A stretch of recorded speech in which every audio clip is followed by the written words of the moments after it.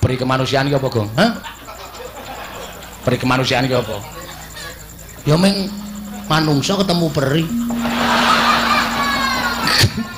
Oh iso omong ra iso ngandhake kok. Moral PMP. Waduh. PMP iki pendidikan moral Pancasila. Kuwi wis ra ono ning atine masyarakat. Mula arep ditukulke meneh karo bapak. Aku kowe kok nyarusiku. Nek kowe arep meparangi karepe bapak, ora masalah, ora masalah. Ratu Ndarawati, ora masalah. Lho, kowe malah ora basa karo aku. Ha tak basanono wong sampean pakartine elek kok. Aku wegah basani wong elek. Lho yen ngono kowe wani karo Kresna. Lho. Aja kok sampean. Dewa mudhun wae aku ora wedi. Gong, nek omongan cangkeme sing apik. Kok nek ana dewa medhun tenan. Mbok sing apik lambene truk. Aku wani tenan ora? Ora e. Aku dadak nyebut ora. Ya wis udu dewa. Lho. Omong kok mulak-malik. Yen pokoke masa memarang aku, tetep aku ora trima. Tan trimane Bagong sapa wae sing arep meparangi karepe bapak kena waton iso nglangkai kuandane gareng. Weh. Aku ngapa? Lasanange ora. Aku arep mati Truk. Ora wong Bagong iki ngapusi kok ora. Langkano kuandane Bagong legane atiku.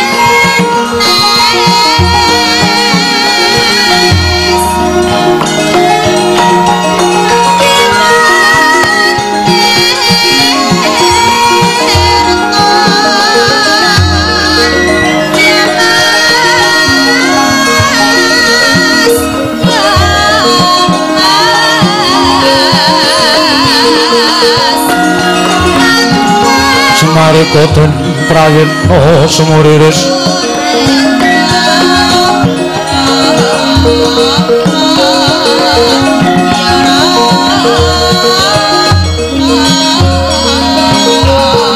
semurire seka balik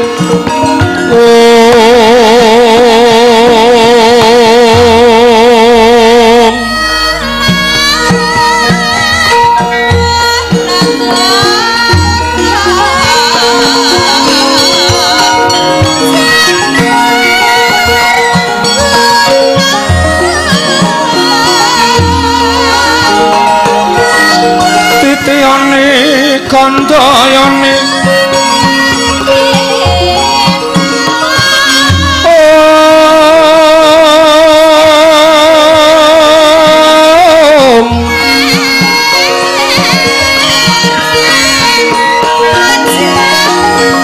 Trisanya purnama sasi kilaran ing tengah latar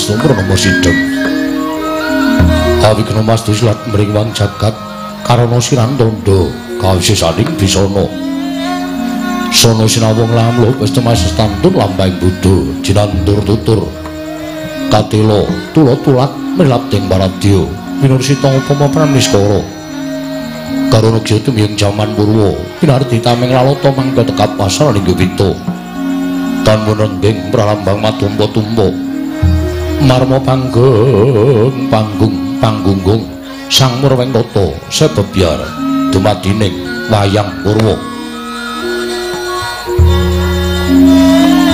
tulakane kondholi narik rutut ing basa dongeng kono ngumusu rasa ini narasaya karaos mulat salira hangrasa wani ruhing diri rasa rumangsa ngrumangsani lir jalma milukaca jar wewes nakut cak ing carita bejewus gemelar jroning pagliran yaiku sejati namriksani pagelaran Dinggit Purwa Surya Candra Darum Yang Kartika pinurupa kodrating kawasa sahalira trihangi dari bawana Purwa teking duk sina gilir kemanti temanda dipetanganing dina sasi warsi windu kang sarta abad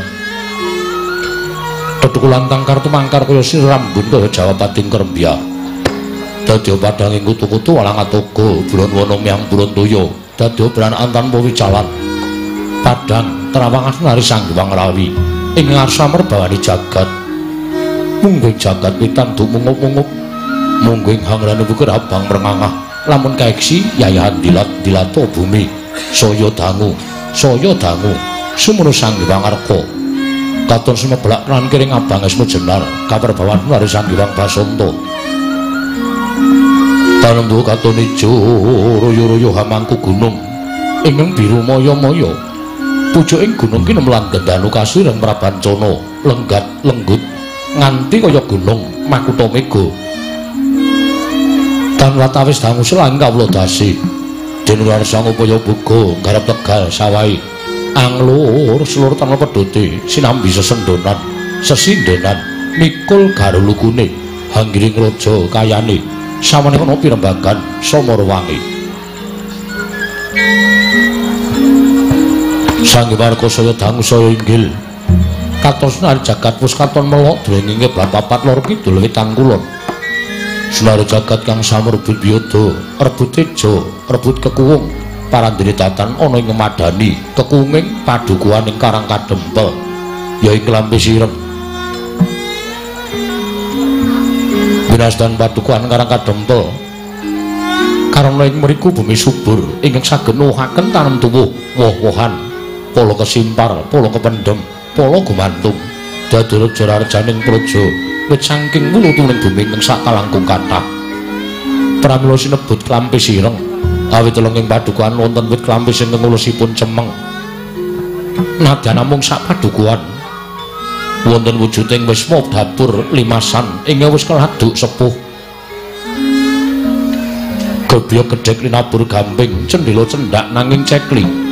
Sangajenging wisma katingalku malebet sang Dewarna, abrit pethak gendera pusaka bangsa Ngamarta. Lah sinten wau ingkang katemben lenggah cinandra tanah sanes amung tetungguling padukan Karang Kadempel, ya pamonging para Pandhawa inggih Panakawaning Madukara, nama Kyai Lurah Semar, Nayantaka, Badranaya, Saronsari, Budha Manangunung, Juludyah, Punta Prasanta, Wong Boga Sampir, ya bojo Kadi inggih Sang Kyai Ismaya. Semar tegese datan kasamaran saking kahananing kegumelar miwah ingkang dereng gumelar. Nayantaka, Nayaulat Antaka tegese pati. Yen nuju peteng atine ulate Lurah Semar kaya wong mati. Badranaya, Badra rembulan. Nayaulat yen nuju karenan penggalihe. Ulate Lurah Semar yayah wulan dadari. Saronsari sak paripolahe tansah nang semake ora saru malah sari. Budha Manangunung wujude Kyai Nayantaka sarwa ngewuhake, yen diarani lanang mongko kopek, yen wadon kok rerawisan. Juludyah Punta Prasanta tegese pamunging satru ingkang nggayuh kautaman, janggan Semara Santa tegese dadi guruning wong kang gegulang olah tapa branta, sabar drana, lila lan legawa. Wong Boga Sampir tegese jalma kang wis kalis saking panggoda pangrencana. Datan kanggo dene kanikmataning donya, anane amung sarwa merdika lahir trusing batin. Bojo Gati tegese dadi juru pelados ingkang setya tuhu ing sesanggeman. Ismaya minangka pepenget dumadining si Ismaya saking esmuning cahya weninging gesang. Lurah Semar nindakaken dharmaning pamongawit dasar wibawa sentosa lan wicaksana. Wibawa lire sabarang tumindak dasar jujur lan mikolahake. Sahrirat ingkang denajab amung mulyaning bangsa luhuring praja. Santosa lire tansah teguh ing penggalih, datan mangro tinggal adhedhasar kandeling kapitayan. Mring panguwasaning Gusti Ngagarya jagat, wicaksana lire pana ing paningal, limpating kawruh ngegungake pangaksama adhedhasar adilan bebener. Prasaja lire samityas-tyasing patuh sak paripolahe amung mapan sak madya, witing klopo amung sak glugune, datan kinarya karya ora nate anggunggung diri. Tansah mulat glagating swasana kang linaras kelawan kiblating cipta, sengseming rasa gregeting karsa lan babaring karya. Risa jusana pilanan Nayantaka nedheng lenggah madaning pendaping padukuhan. Sineba sanggaring para kawula sak padukuhan amber blabar yayah samudra datan tepi. Dadukura kapaning galih Lurah Semar dupi mulat rawipun sangya para putra Pandhawa ingkang sampun kepareng lenggah madaning pendaping padukuhan. Menika tawarnane atmajaning satruing Jodipati, satruing Randha Gumbala, Bambang Antasena. Semamuna ingkang Raka, satruing Pringgandani, Raden Gatotkaca, datan kantun ingkang Raka satruing Jangkar Putri Raden Hanantarja, ya Raksang Naga Bagindo. Ing wingking andhir mlabar sanggaring para kawula sapadukuhan jejel riyel rapet pepet pipit prasasat atau pandengkul datan wasala lebet kathah para sedo. Sanjawining padukuhan jinajaran umbul-umbul kiterhangan danu gendera rontek kacina blisang Ki Lurah Semar nedheng awontenaken pepanggihan mring sangganing para kawula sapadukuhan. Datan kantun pasebaning putra tetiga Ki Lurah Nala Garing Petruk sumamono ki Lurah Bagong. Parandring mangke katingal tidem jinemat ganing padukaning Karang Kadempel. Nadyan gegodhongan tang ngubah samirana datana mampah. Kapal sombong swaraning abdi pradonga. Iwa pangling Waranggana munyang ngrangin akarya asri seneng madaning padukaning Karang Kadempel. Nalika semanten dupe mulat rawuhipun sangganing para bendara dadi grawalaning galik Lurah Semar Badranaya. Wilayah cipta sigra ngrukmeng daya arsa medhar pangandikan. Dadi mangkono jeneng pangandika Lurah Semar Badranaya ingkang dereng kababaring lisan.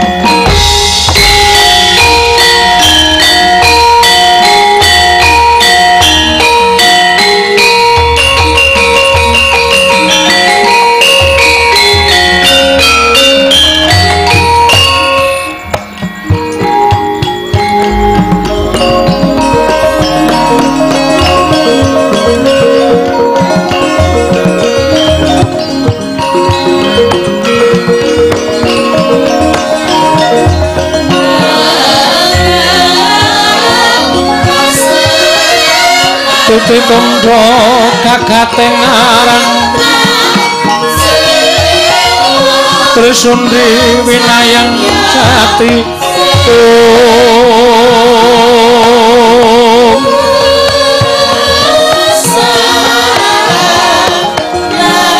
Kapat mongko kalimo candala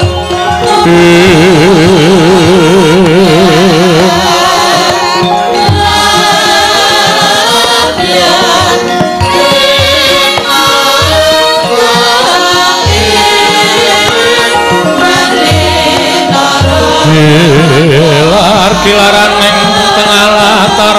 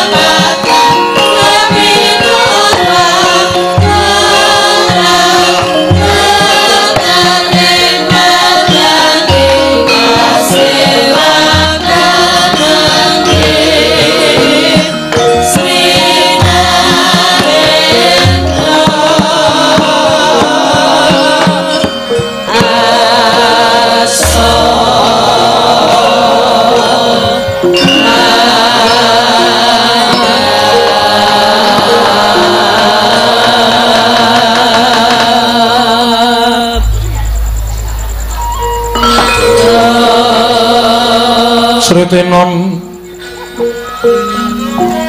ning pasewakan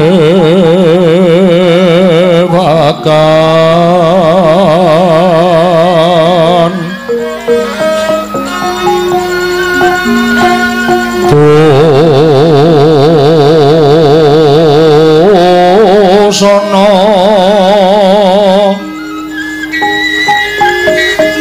maneka warna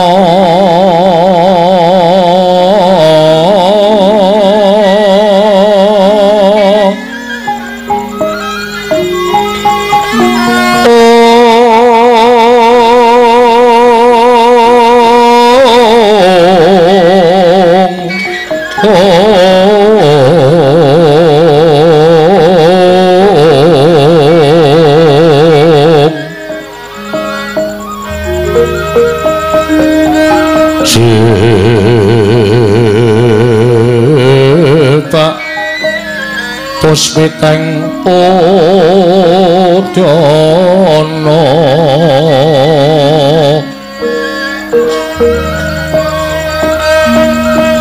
miyang panjra sarwa rukma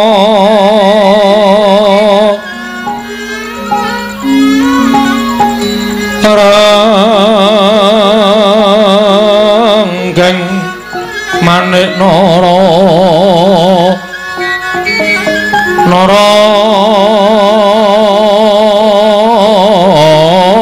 wata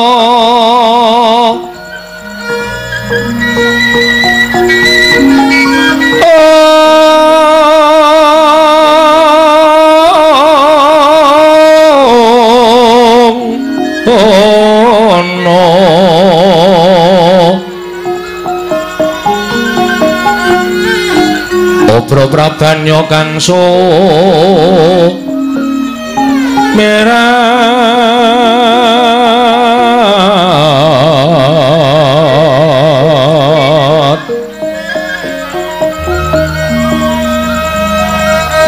kenyaring teca leliwaran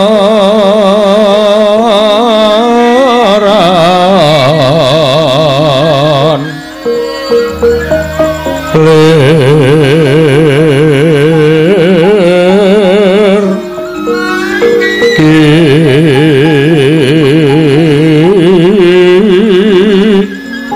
lat sisiring tadet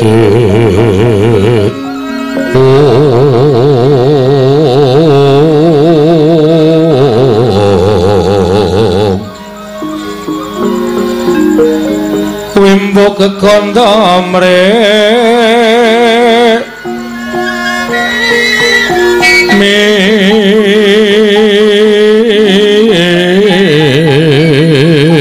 ingin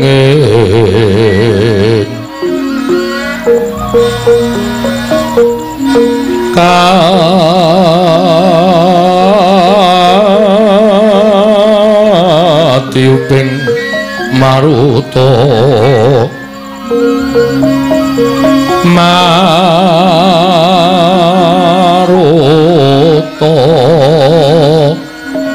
mando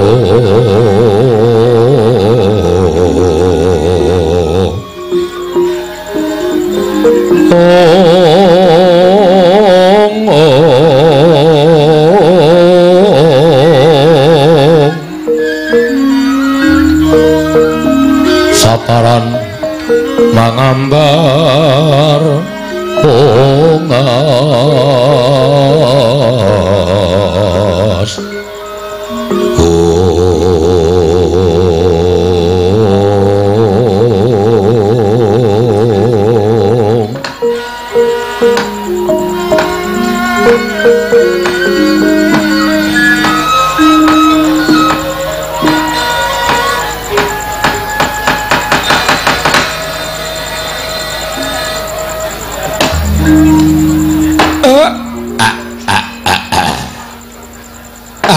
blegegekugek sadulita mel ora kanthi kanyana-nyana Lah kok kaya kejugrukan wukir sari kelepaning samudra madu. Ing atasipun namung sak pedukuhan kemawon. Derajat kula menika namung batur. Kula menika namung Panakawan, kula menika namung kawula.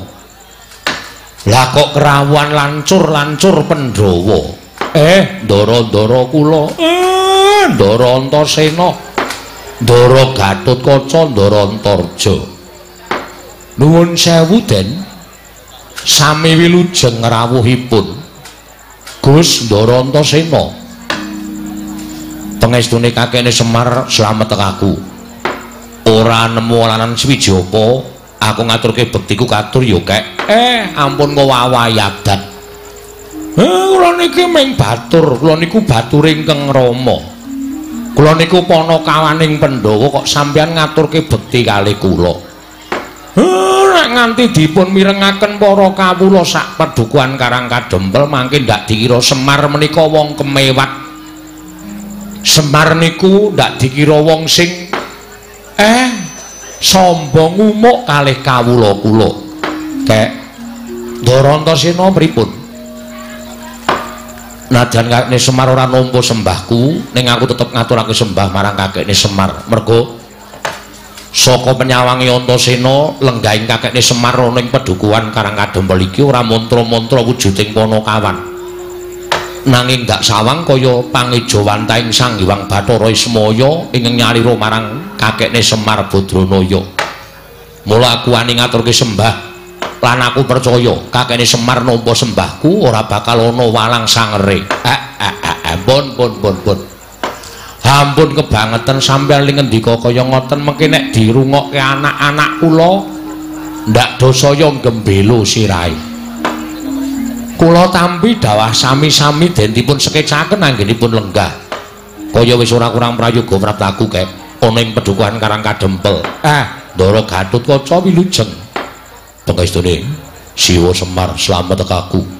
Aku ngaturake basaku katura Siwana Yantaka. Nggih, kula tampi dawah sami-sami. Dipun sekecaken lenggahipun nggih Den. Yo, Siwa Semar kaya wis ora kurang prayoga. Ndara Antarja wilujeng. Pangestune Siwana Yantaka slamet aku. Aku ngaturke sembahku katur marang ngersaning Siwana Yantaka. Kula tampi dawah sami-sami. Dipun sekecaken lenggahipun nggih Den. Yo, Siwana Yantaka kaya wis ora kurang prayoga praptaku ana ing Karang Kadempel. Nuwun sewu. Gandeng nggih swasana wonten ing dusun sarwa-sarwi sami kirang ing samukawisipun kula nyuwun pangapunten ingkang mestenipun ndara-ndara kula menika mboten pantes lenggah wonten ing pedukuhan kula. Ning gandeng niki kula mboten ngarepake rawuh sampeyan, ming sampeyan sing padha rawuh enten padukuhan mula nggih sak wontenipun nggih Den. Kaya wis kepenak nggonku prapta ning padukuhan Karang Kadempel kene Kek. Wis ora kurang apa wae, malah rasaku saya luwih kepenak sarta jenak nggonku mapan ana ing Pandhawa pedukuhan Karang Kadempel. Papan lengganing Ki Semar Badranaya. Nggih, matur nuwun, matur nuwun. Nala Gareng Petruk Bagong ngaturna sembah karo bendaramu ingkang katemben rawuh iki tole aja nganti ngilangke tata krama. Ngestaken dawuh Pak. Ndara Antasena kula ngaturaken bekti kula kunjuk. Iya, tak tampa reng. Pangestuku tampan ana. Kula pundi jimat paripe dayana ing kasantosan. Ndara Gatotkaca kula ngaturaken sembah pangabekti kula kunjuk. Yo, nala garing tak tampa. Pangestuku tampan ana. Niki sanget anggen kawula dadosaken jimat paripe. Ndara Antarja kula ngaturaken sembah pangabekti kula kunjuk. Yo, nala garing tak tampa. Pangestuku tampan ana yo nala garing. Kula pundi jimat paripe dayana ing kasantosan dipun sekecaken anggenipun sami lenggah wonten ing pendhapinipun Bapak Semar Badranaya. Ya wis ora kurang kepenak praptaku ning pendhapaning bapakmu iki rek. Bekti kula kunjuk Don, Ndara Antasena. Petruk tak tampa pangestuku tampan ana. Ndara Gatotkaca bekti kula kunjuk, ya Petruk tak tampa pangestuku tampan ana. Ndara Antarja bekti kula kunjuk, ya Petruk tak tampa pangestuku tampan ana. Niki dipun sekecaken lenggahipun nggih Den. Ya terus wis ora kurang prayoga praptaku ning Karang Kadempel kene. Ndara Antasena parang kula ngaturaken sembah pangabekti kula konjo. Ya Gong tak tampa pangestuku Tampanana. Kula cancang bocah ini kesuwen Gong. Kesuwen wis langsung terus wae ngono. Omonganmu ki kula cancang bocah ini dumawaing Wijang Rumeketing Werdaya Sewu aku dawa banget. Kula tampi Jawa sami-sami nggih, Den. Ya. Ndara Garukaca. Ya Bagong. Kula tampi Kosike. aja kesusu ngenteni kono. Engko kesuwen ora. Ya Bagong pangestuku Tampanana. Kula pundi nggo jimat parepe. Ndara Antarja bekti kula kan konjo. Ya Bagong tak tampa pangestuku Tampanana. Kula pundi nggo jimat paripun dipun sekencangan lacet rondokan. Ya Gong wis ora kurang kepenak praptaku. Matur sembah suwun. Nuwun sewu. Enten napa niki kok kaya janur gunung kadingaren sami rawuh enten Karang Kadempel. Napa pancen diutus bendara kula Pandhawa? Napa pancen saka kersane ndara-ndara kula lancur-lancur Pandhawa? Pami rawuh sampeyan menika badhe paring pidana dhateng Semar, keluputan napa sing pun kula lakoni? Ning nek ajeng paring ganjaran lelabuhan apa sing pun kula tindake, kula tak nyadong dawuh. Nyadong dawuh pengendalipun Ndara Antasena, Ndara Gatotkaca, Rantarja. Iki ngene kae. Praptaku ning Karang Kadempel iki ora diutus dening Kepunden Pandhawa nanging pancen saka karepku lan karepe Kakang Garukaca apa dening Kakang Antarja. Kuwi gatosipun kabar sing tak tampa kakek bakal duwe gawe. Sing kandha sinten? Kula ora ndek gawe napa-napa, Kek. Nek pancen kakek Semar kuwi duwe gawe, anak-anak Pandhawa ora bakal wisuh lumuh ngentasi perkara. Tegese ora bakal meneng wae, ning mesti kudu cawe-cawe. Mergo aku ngrumangsani lelabuhane kakek Semar kelawan Pepundhenku Pandhawa kuwi wis gedhe, mudune marang para putra Pandhawa. Nek nganti kakekne Semar duwe gawe, kok anak-anak Pandhawa iki padha meneng wae, terus menyang endi rasa matur nuwuning para putra-putra Pandhawa marang kakekne Semar. Terus menyang endi rasa tepa seliraning putra-putra Pandhawa marang kakekne Semar. Kakang Garukaca kuwi tau-tate nampa pangudangmu, tau-tate mbok mong. Aku ya tau-tate mbok mong. Kakang Antarja ya tau-tate dimong dening kakekne Semar lan sak anak-anakmu kabeh, Gareng, Petruk lan Bagong. Nek nganti kakekne Semar duwe gawe kok aku karo Kakang Garukaca, Kakang Antarja ora cawe-cawe doh nyono cerak nyono padha mestani yen anak-anak Pandhawa kuwi suwijining nom-noman sing ora ngerti males kabecikan kelawan wong tuwa luwih-luwih marang kakekne Semar Badranaya. Handrah ingkang Buswitarum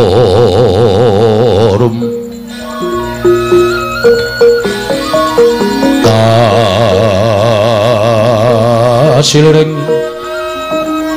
samirana mrih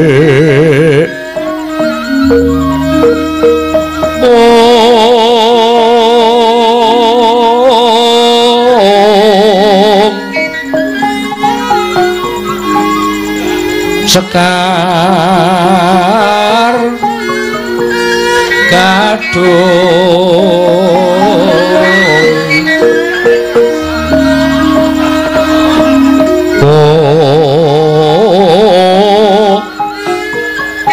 ngas kandanya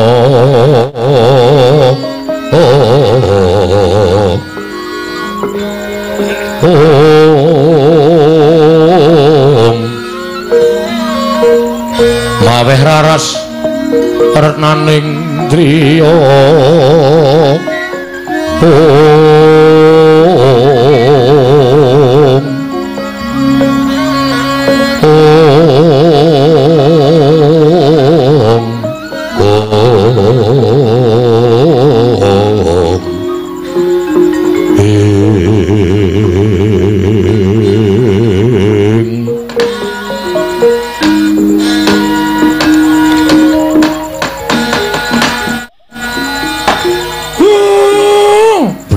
gegek sadulita.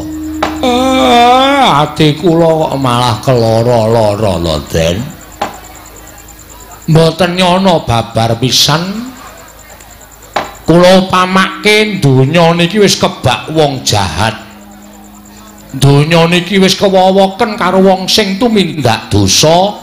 Donya niki wis kebegan wong angkara murka ning jebul Gusti niku masih ngutus dhateng titahipun supaya ambek budi, ambek sing becik kaya putra-putra Pandhawa sampeyan-sampeyan niku.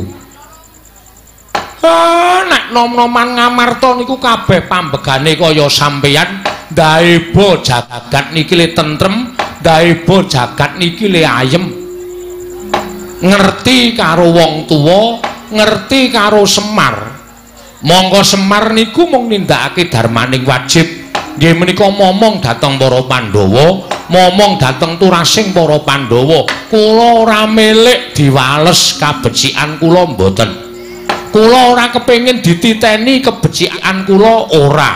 Merga tumrap kula nadyan kula males utawa tumindak sing apik, nek ming dititeni karo sak pepadaning titah mawon mboten enten apa-apane.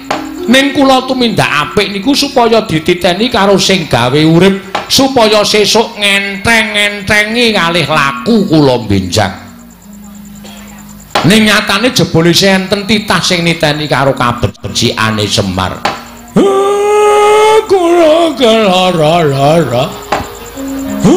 Rasane ajeng nangis. Ning nek kula niki nangis apa ya wangun wong kula niku wis tuwek. Lah kok dadi sampeyan sing kula omong ora mesti saben dina pisan kula ulatake urip sampeyan kok niteni karo labuhane Semar. Sing bendina kula ulatke, sing bendina kula omong wedhus-wedhus niki blas ora ana sing ngabekti karo wong tuane. Kula matur nuwun nggih, Den. Ora ana tandha matur nuwun ing para putra Pandhawa marang kakene Semar kejaba mung males kabecianing kakekne Semar. Mula kek daturi paring dawuh, kakek kuwi janjane arep duwe gawe apa? Kula niki nembe rasanan kemawon sampeyan pun prisa. Nyata nek sampeyan iku nom-noman sing lantip panggraitane, mboten kok mengasah lan landheping lair tok, ning landheping batin nggih mangasah. Wekasan pono dhateng samukawis sing badhe lumampah. Nggih kaya ngeten iki lho, nom-noman sing kula karepe kaya ngeten iki. Ora mung nguja karo hardaning lair, wekasan batine ketul, mula ora awas dhateng swasana menapa kemawon menika mboten awas. Ning dikulinake nglincipi dhateng lair lan uga damelan deping batin menika tumrap kula wigati. Yo. Kula niku janjane ming lagi rasanan kepengin bangun kayangan. Kepengin bangun kayangan kersaning kakene Semar piye? Kersane Si Wanayantaka piye? Yo, kersane Si Wanayantaka piye? Mangke riyen, mangke riyen. Kayangan niku papan nggon sing apik, papan nggon sing kepenak. Teng kayangan mriku mboten wonten rasa memungsuhan, ora ana wong regejegan, ora ana wong padha plirik-plirikan, padha sikut-sikutan. Teng kayangan mriku niku wontene mung kepenak, ayem, tentrem, rukun, samukawisipun nikmat lan mupangat ingkang dipun raosaken. Mula kula kepengin bangun kayangan wonten negari Ngamarta menika, gesangipun para kawula menika ya ayem, tentrem, rukun, boten wonten raos suk-sukan antawisipun setunggalan-setunggalipun. Kabeh padha tunggal cipta rasa karsa lan karyane, tetunggalan hangangkat karyaning praja. Dadi kawula sing apik, dadi kawula sing becik, anut denang dhateng pernataning hukum negara Ngamarta. Nek kaya ngoten niku iso kelakon, Ngamarta niku dadi negara sing ayem, ora ana rasa memungsuhan, nadyan beda-beda panembah, beda-beda werna kulit, beda-beda tata basa, ning tetep ruket manunggal satunggal, dados setunggal nyawiji inggih menika dados kawula negari Ngamarta. Ngono kae. Nggih. Mula kula ajeng bangun papan pasinaon, papan panembah. Papan-papan sing apik, papan-papan sing becik. nek iso kula ajeng ngilangke papan-papan sing kebak maksiat niku ajeng kula singkirke supaya titah utawa menungso sak negara Kamarta menika samya manembah dhateng panguwasaning dat kang murweng dat papan-papan ngibadah ajeng kula okehi enten negara Ngamarta supaya padha eling karo Gustine supaya padha eling marang panembahe. Mula dina iki pancen ajeng kula niat ki kula kepiyake ajeng bangun kayangan. Yen pancen kersaning kakek kaya mengkono aku manut. Aku mbok dawuhi apa-apa aku nderek. Yen pancen kersaning Siwarayantaka kaya ngono aku bakal bantu lahir batin. Aku uga bakal bantu lahir batin. Siwarayantaka ndak aturi paring dawuh, butuhke probiya pira. Mengko saka jangkar bumi kang bakal nyukupi. Monggo saka pringgondane kang bakal nyukupi probiyane monggo saka ngrandhu gumpule kang bakal nyukupi prabiyane Kakek Semar ora usah kuwatir matur nuwun gila wong ki nek lelabuhane akeh wong bantu akeh wong seneng lho Tru conto bapak kuwi wong ki nek lelabuhane kaya bapak kuwi oh akeh wong tresna akeh wong seneng gila gong contonen gah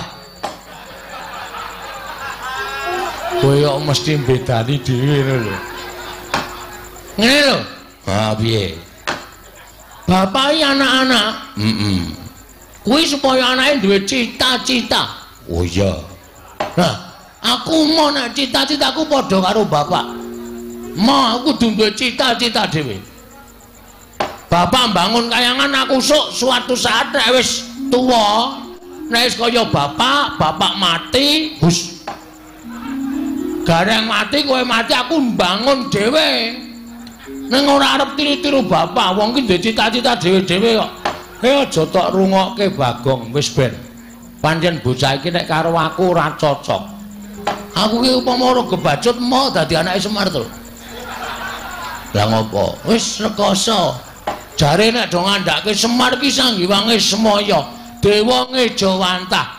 Mbok anake iki dikai sugih kabeh. Ket biyen kok mengkere. Males aku. Bapak bangun kayangan dibantu karo putra-putra Pandhawa. Ah genang gleleng Bapak. Bangun kayangan maune ra ndek apa-apa saiki putra-putra Pandhawa do mbantu ya.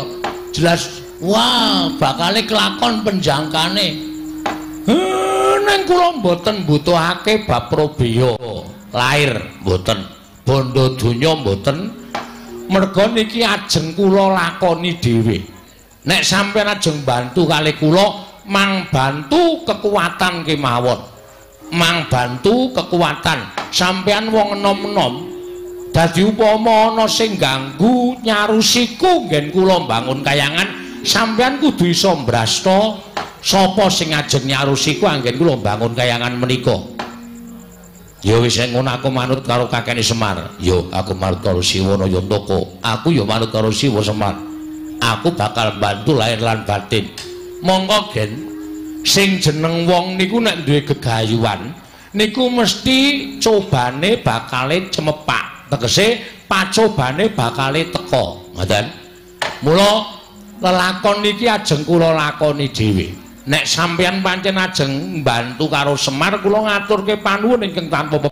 pepindhan nek mengko ana coba sing butuhake tenaga sing butuhake kekuatan kula pasrahke karo sampeyan nek cobane niku perkara batin Semar sing bakal ngrampungi ampun kuwatos ndara sigra-sigra yen premana kanca sigra nglaki nawang sesongko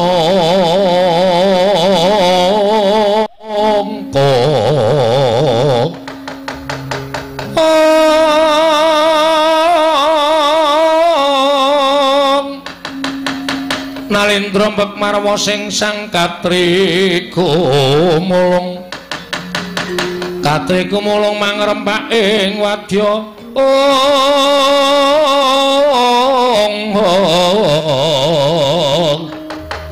Kurca kura reka kiri rono nanggono magawe gelari wang-wang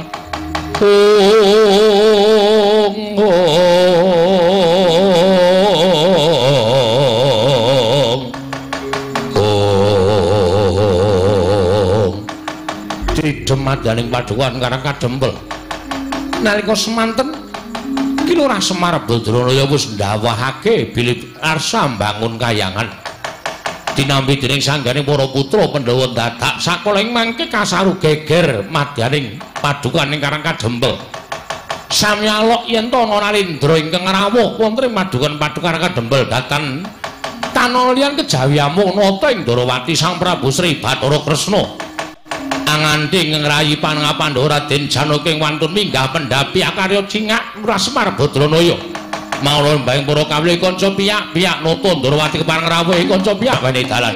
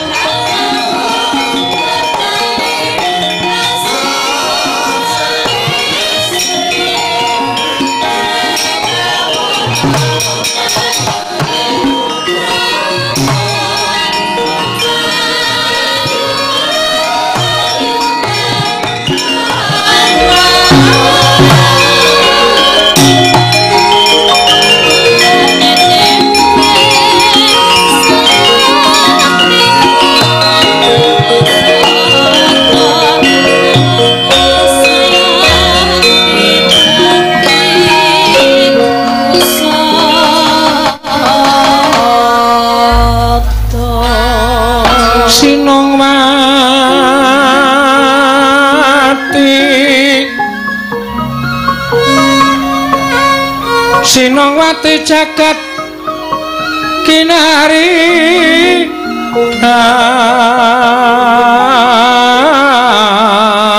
among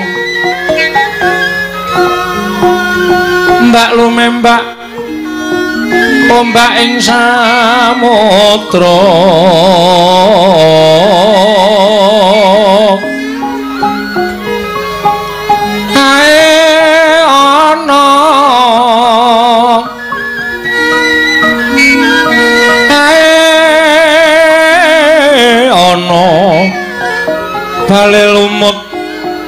amreganggeng awita denceng-dencengen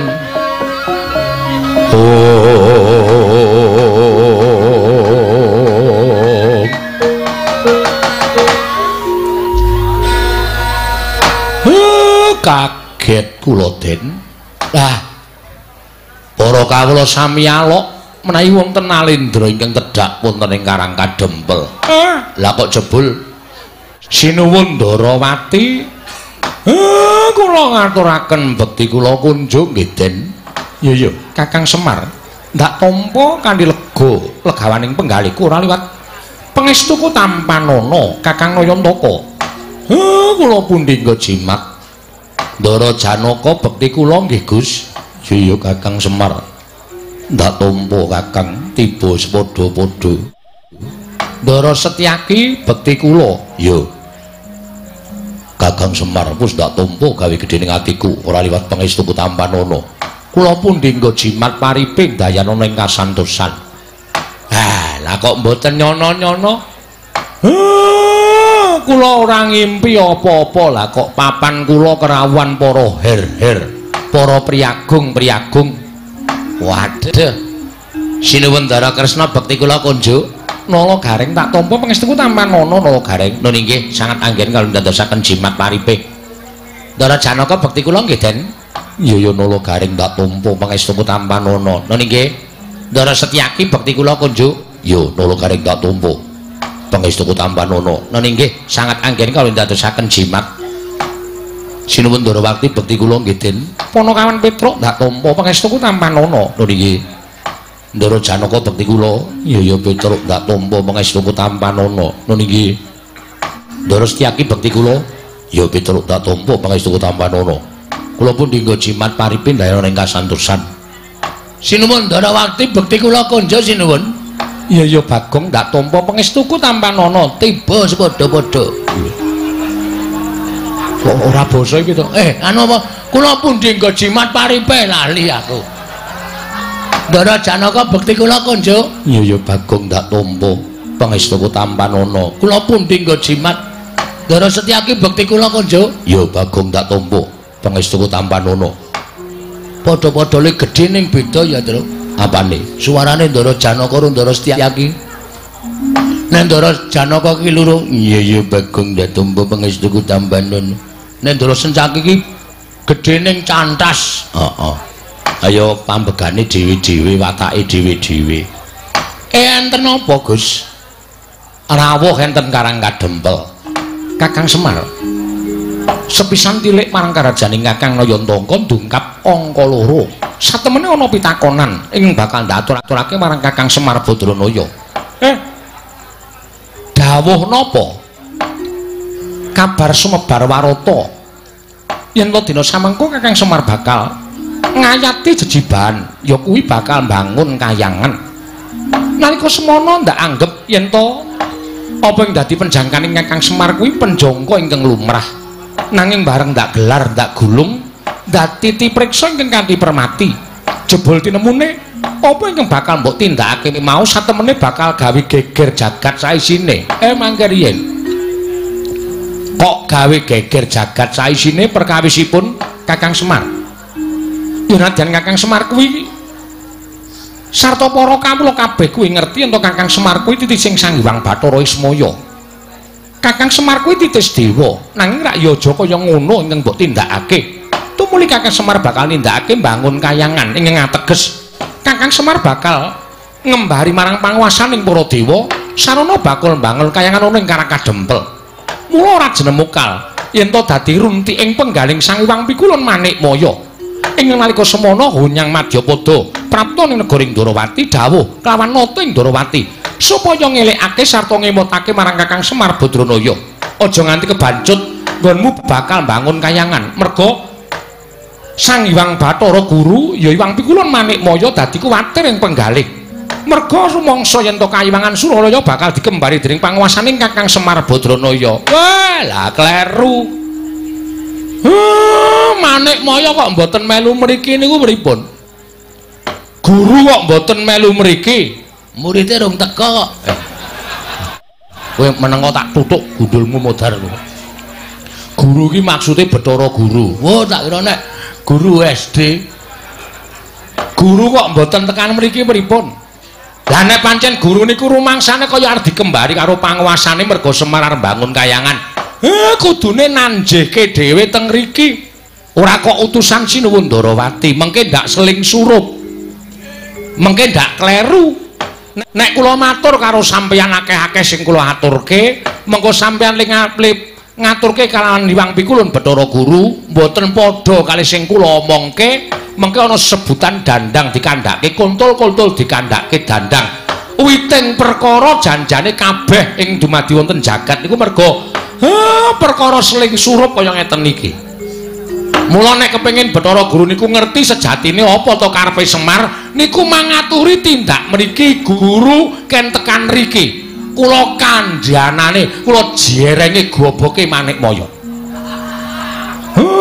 Supaya ngerti karepe Semar, ora kok utusan karo Nata Ndarawati. Niku jegese guru niku mboten wani adu arep karo Semar, merga kula sing duwe penjangka bangun kayangan. Ngoten. Terus tutusan kali Sinuwun Ndarawati. Terus karepe pripun? Karepe guru pripun? Aku napa pengendikane Hyang Pikulun Bathara Guru? Dina samengko Kyai Semar utawa Kakang Semar Badranaya kinen murungake nggone bangun kayangan. Nek kula ken murungke kula ora iso. Kula ora gelem murungke bangun kayangan. Merga guru ora ngerti apa to wigatine nggen kula bangun kayangan. Coba aku tak ngerti wigatine apa. Wigatine ora kok perkara kula niku pengen bangun kayangan papan sing magrong-magrong kaya kayangan Suralaya sing dumadi saka Jamrud Hergeni Mas Mutiara niku mboten. Kayangan niku papan sing becik, kayangan niku papan sing apik. Wonten kayangan menika mboten wonten rasa memungsuhan, ora ana rasa regejegan. Anane mung ayem tentrem, macinamatan daya dinayan. Uripe yen abot padha dipikul, yen enteng padha dicangking. Niku wong urip enten kayangan mriku. Mula kula kepengin bangun kayangan. Ngamarta niku embane kaya kayangan. Uripe para kawula embane kaya urip enten kayangan. Mboten kok kula kepengin bangun kayangan wujud papan sing magrong-magrong. Sampeyan niku pripun to, Den? Titis Wisnu kok mboten tanggap sasmita niku pripun? Kudune sampeyan iso matur karo Hyang Pikulun Bathara Guru kalih Manikmaya napa sing dadi karep kula. Ora kok sampeyan ming mambangun miturut dawuhing guru, dumeh Bathara Guru niku sesembaning para titah sampeyan kon ngalor kon ngidul dibalangke ngetan ya ngetan, dibalangke ngulon ya ngulon. Kula nuwun sewu, sampeyan niku ratu apa watu?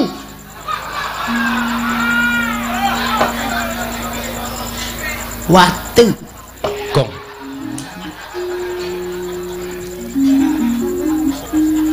Coba kula tak takon. Sampeyan niku ratu napa watu? Nek sampeyan niku ratu, mestine nek dikongkon ngalor, dijlentreke riyen karepe pripun? Terus kudune kepripun? Niku sampeyan miterang karo Bathara Guru. Ora mung manut grubyuk ngalor ngidul-ngidul. Kula ngerti karepe Bathara Guru niku kula ngerti. Dheweke ora wani tekan kene merga Sor Prabawa karo Semar. Waduh. Nglelengi Sor Prabawa, Sor Kretek. Gong kuwi nek nyaut kok mesti elek to. Merga wedi kali kula, tumuli utusan karo sampeyan. Pamrih napa? Sampeyan niku bendara kula, sampeyan niku pepunden kula. Terus nek sampeyan paring pangandikan kali kula, kula wedi karo sampeyan, tumuli kula murungke karep kula. Mboten no. Mboten. Ampun malih kok sampeyan Bathara Guru sing dadi sembaning para titah tekan mriki menging karepe Semar. Monggo gegayuhan kula niku apik, gegayuhan kula niku becik. Kula nek gegayuhan apik sarta becik, aja kok sak pepadaning titah sing elek-elek karo Semar. Lah mbok dewa kayangan kon medhun kabeh teng mriki. Mboten ajeng kula paelu sinuwun.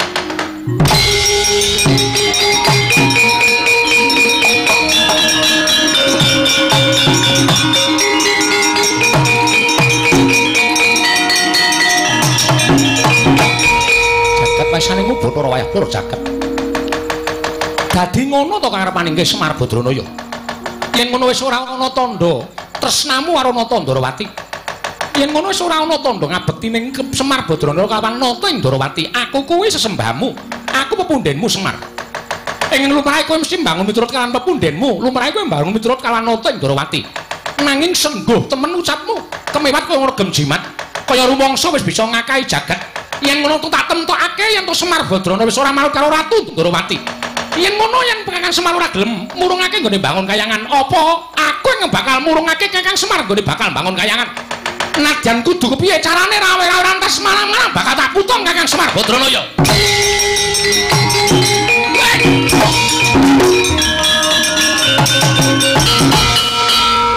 Ngopo iki, Gong? Arep jengklet kesangkut.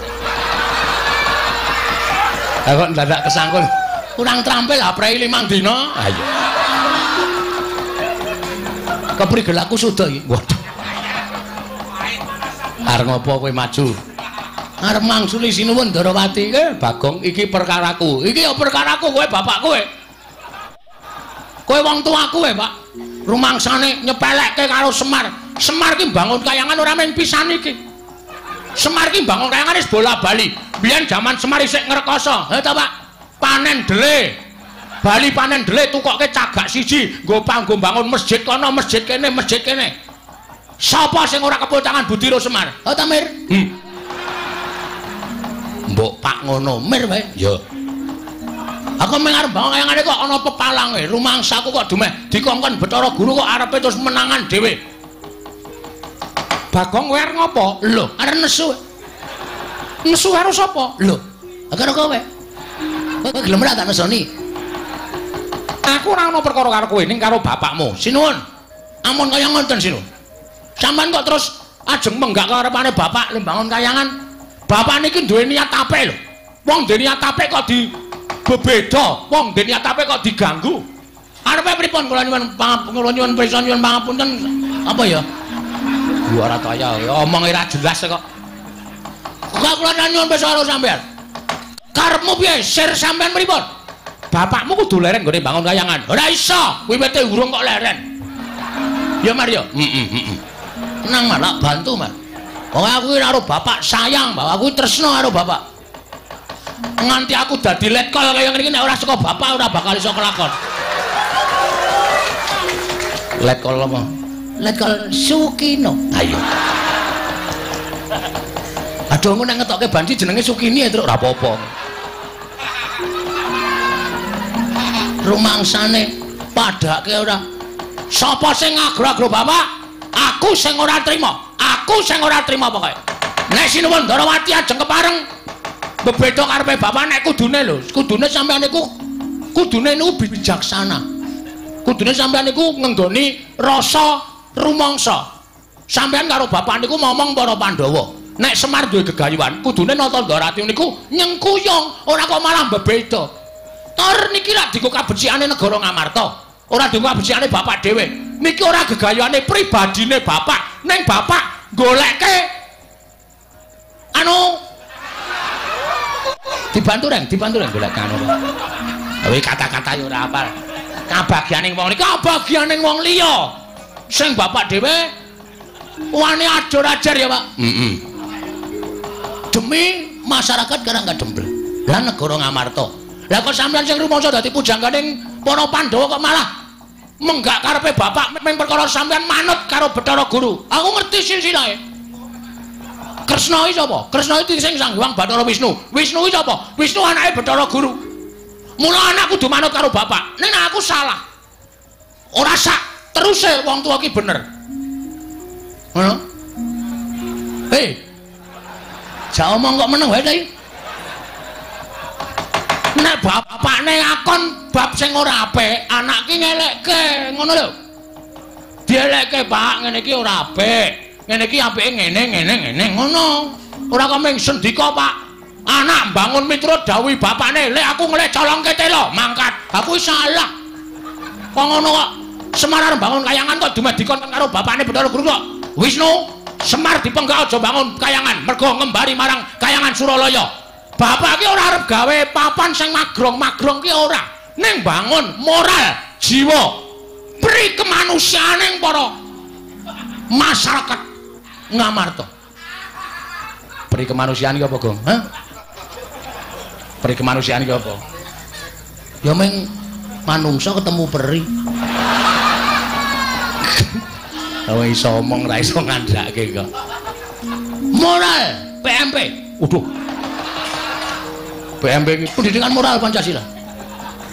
Kuwi wis ra ana nang atine masyarakat, mula arep ditukulke meneh karo bapak. Aku kowe kok nyarus iku. Nek kowe arep mepalangi karepe bapak, ora masalah, ora masalah.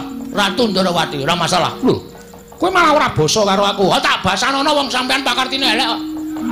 Aku wegah basani wong elek. Lho yen ngono kowe mani karo Kresna. Lho. Aja kok sampean. Dewa mudhun wae aku ora wedi. Gong nek omongan cangkeme sing apik. Kok nek ana dewa medhun tenan. Mbok sing apik lambene, Truk. Aku wani tenan ora? Ora Aku dadak nyebut ora. Ya wis dudu dewa. Lho. Omong kok mulak-malik. Yen pokoke masa mepalangi aku, tetep aku ora trima. Tan trimane Bagong sapa wae sing arep mepalangi karepe bapak kena watane iso nglangkai kuandane gareng. Weh. Aku ngapa? Rasanane ora. Aku arep mati Truk. Ora wong Bagong iki ngapusi kok ora. Langkano kuandane Bagong legane atiku.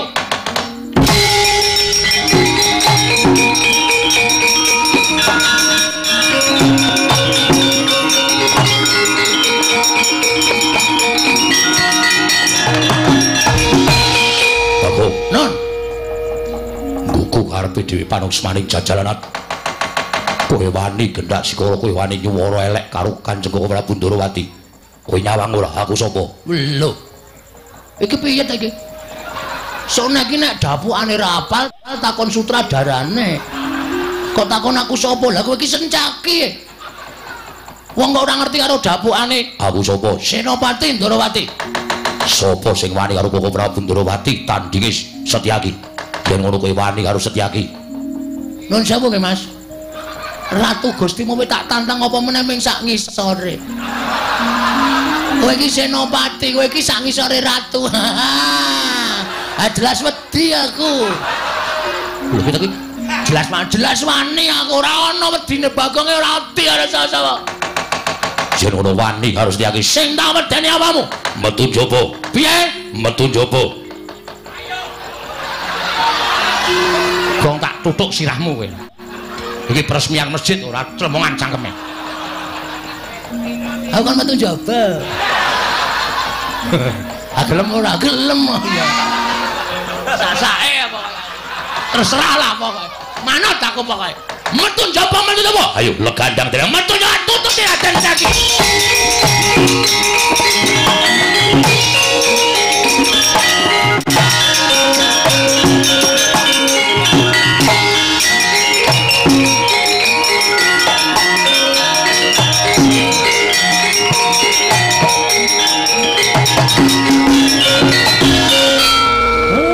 Bagong ora pisan ora pindho gawe perkara. Aku gah nek kon ngewangi perang musuh Ndara Sencaki. Aku gah kok nek kon ngewangi perang musuh Ndara Sencaki gawe wong ampuh. Ora usah do melu-melu. Tak lakonane dhewe. Kowe kalah. Sing ngomong sapa Pak? Giri Lusi jalma tan kena kinira. Cacing kae kala mangsa iso tekan pucuk gunung, mula aja sok ngembe karo wong, aja sok ngilani karo wong. Aja tok sawang blegere ming wujud Bagong kaya ngene. Sawangan, Pak. Aku ning alun-alun. Alun-alun ngendi areng kadempel kok alun-alun? Lamangan bal-balan. Aku gelut karo Sencaki kalah trima suduk salira. Nek pancen wani kowe nututono Sencaki. Sik. Lho. Kok kok sik piye? Awak dhewe jane ndek jagon. Lho. Sapa jagone? Ki do ngopo ya ning mburi iki? Ngandel ora, iki mbakoku. Malah nggo uduk-udukan. dudu aku Bagong Yayi Antasena. Wah, ora iso, kowe nglinting kok sak jempol-jempol. Boros. Ana apa? Mriko, tindak mriko. Wah, wis. Malah wis ganti training barang Arep gelut e. Lho, arep gelut karo sapa? Riki tengok riki tak kandhani. Satria-satria jare mau sore Kakang Semar tak bantu lahir batin. yen ana apa-apane kekuatan aku bantu kekuatan. Omong apa kowe? Bareng kene geger kok malah do udut-udutan. Mbakku larang e. Mbakku le njaluk kowe. Weh ngawur. Le tuku, Le nyolong. wah. Nyolong kok pamerke. Ndelok karo kaca? Iya. Wah, iso metu kebule irunge. Sajake enak tenan udute.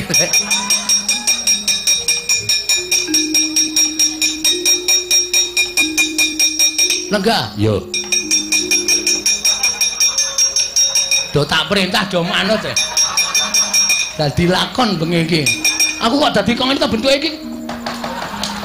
Klerune njupuk e.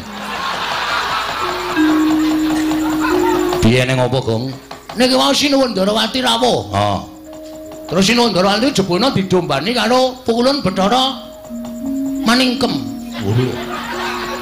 Manik Maya. Saka Kahyangan Surabaya. Suralaya. Suralaya. Duka lek mriki numpak pramek napa ora ngerti. Ning pokoke tekan kene utusan karo Sinuwun Ndarawati. Sinuwun Ndarawati kon nanjing kali Bapak Semar merga pukulun Bathara Guru rumangsa kawatir nek Semar niku ajeng bangun Kahyangan ngembari panguasane ngiwang pikulun Bathara Guru teng Suralaya. Lho.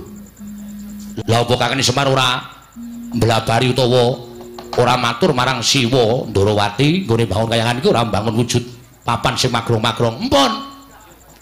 Ning tetep Sinuwun Ndarawati ajre kalih sing Bathara Guru dawuh karo Semar tekaku ana ing papan kene supaya kowe murungake nggone bangun Kahyangan. Wah, Semar muring. Wah, iya. Oh, kalau bangun Kahyangan sampane kudune titis wis werna-werna bla bla bla bla. Yo. Nganti Samatra Sinuwun Ndarawati ngentut ngendikake nek nganti Semar ora murungake nggone bangun Kahyangan aku sing bakal murungake. Tratap Sing mak tratap kula nesu maju mengarep. Terus Sinuwun Ndarawati tantang. Lho kowe nantang karo Siwa Ndarawati. Heeh. Ayo ben mangkel kok. Semar arep dikaco.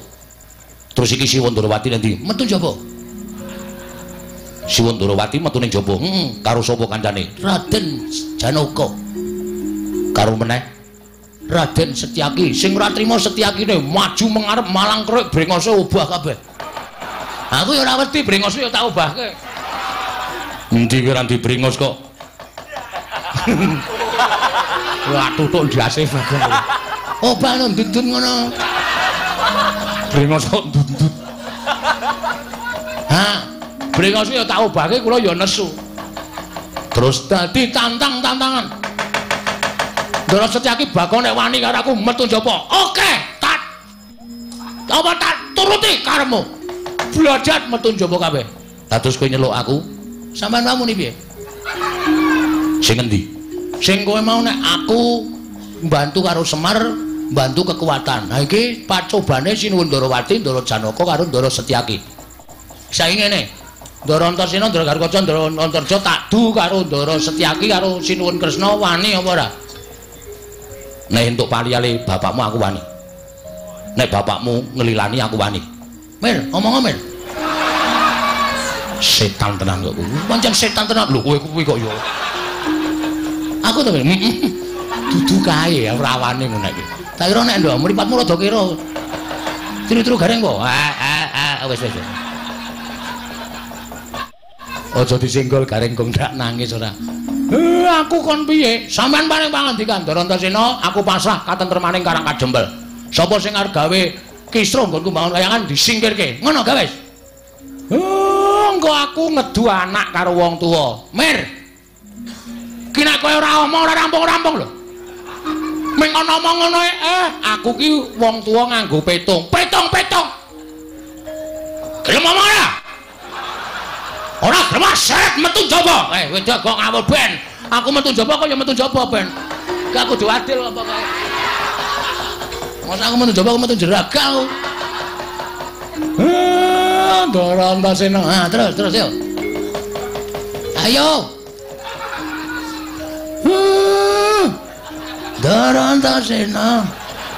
Kula pasrah katentremaning karang kadempel. Sinuwun Darawati mangundurke. Pon among sing ngomong cangkemmu.